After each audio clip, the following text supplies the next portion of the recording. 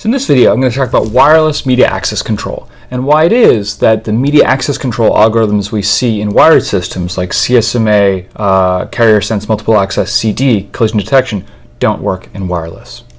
So recall the basic goals of the media access control protocol. There's essentially three, which is that you want to arbitrate control of the channel, who gets to transmit when, while simultaneously trying to achieve three things. And generally you can't achieve all of them simultaneously, so you trade off between them. So the first is that if there's only one node that wants to transmit, it should be able to get 100% of the medium. The second goal is that if you have multiple nodes trying to transmit, they should each get a fair share of the medium, so say 1/nth. Finally, if there's lots of nodes contending, you like it that the medium is being used heavily. So if that 1/nth is only 1,000th of the medium, that's not very useful. So these are the three goals that we have in a media access control protocol. So recall, Ethernet, CSMA CD, carrier sense multiple access collision detection, has a simple approach. On transmission, you set a counter N. If the channel's idle, you just sense the voltages on your wire, you transmit. If it's busy, you wait until it's idle for 96 bit times, is this timing thing in Ethernet, and then you transmit. During a transmission, you can detect a collision. That is, you hear that you're transmitting some zeros and ones, but what you hear is different than that you hear some other ones when you thought you were transmitting zeros. So if you detect a collision, the voltage is different than what you'd expect. You wait 96 bit times, and then if there's no collision, then you just wait 96 bit times, I transmitted fine, and you will then transmit again. If you do detect a collision, then you send a jam signal so everyone knows that there was a collision, just to be sure. And then you back off, and this back off is exponentially increasing.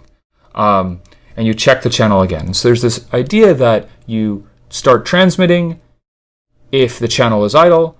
If the channel, you hear a collision, then you transmit a jam signal and you back off and you wait. So carrier sense multiple access collision detection, you can detect a collision.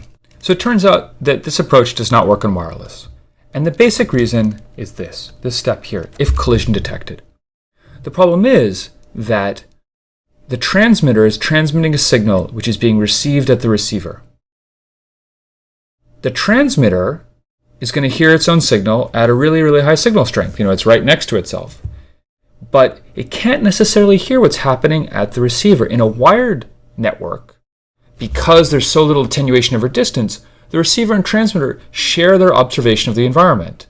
If the receiver is hearing a signal, then the transmitter is going to hear that signal as well, because it's going to propagate along the wire with very little attenuation. But that's not true in wireless. In wireless, it could be that the interfering transmitting signal is too weak for the transmitter to hear. So let me show you an example of this. So here we have A, B, and C. And so A is our transmitter, and it's transmitting a packet to B.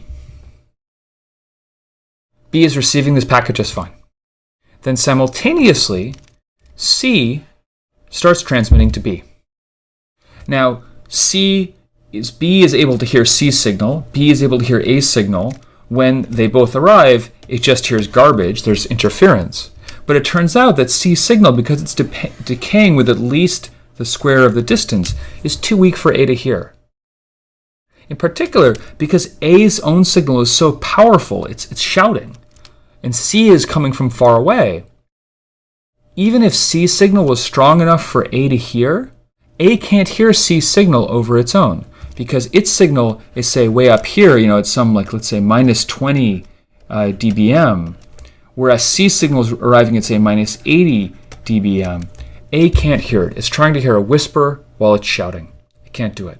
There's a difference in contrast to a wire, where C's signal would arrive, at, say, minus 21 dBm. It wouldn't attenuate very much at all, and so A would still be able to hear it.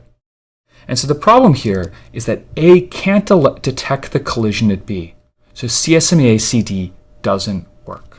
So what this means in practice is that wireless networks, in order to be able to respond to collisions, in order to get good utilization of the channel, use different algorithms.